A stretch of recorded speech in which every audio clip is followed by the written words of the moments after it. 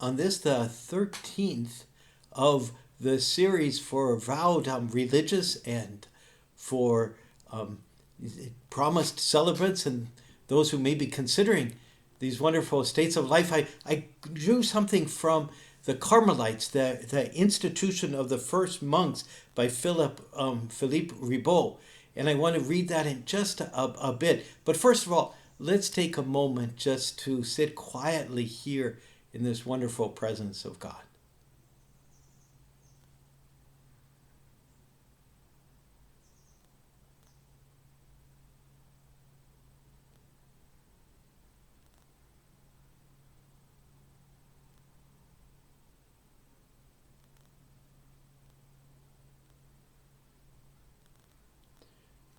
Philippe Ribot gives a couple of reasons, aims of Carmelite life, and the second one goes like this.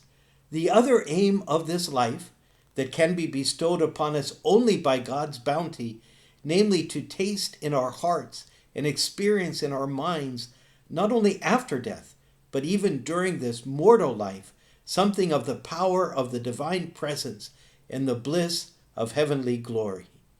Of course, not many of us are Carmelites, and also here where it says that this only can come from God's bounty. I think in spite of us not being Carmelites and knowing that this is only something that can come from God, to still realize that God does want to give us graces like this.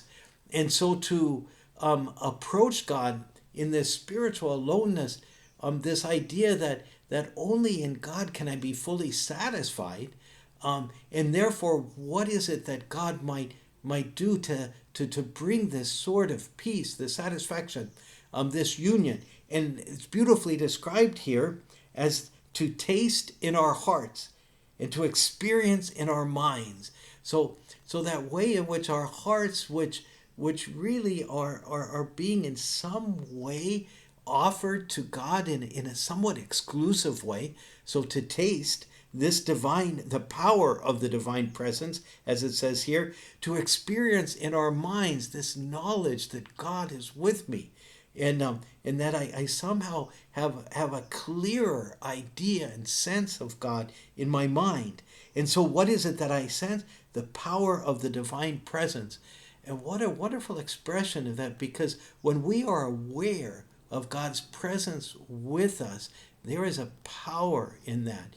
It's a power that transforms our hearts in many ways so that we can offer ourselves more to the people of God, but also offer ourselves more to God to receive this sort of deep peace that what we are doing, far from being unnatural or far from being difficult in a way, it's really to experience God so much more deeply, and we find our happiness in that. In fact, a happiness, as it points here, which is a borrowed experience from the bliss of heavenly glory.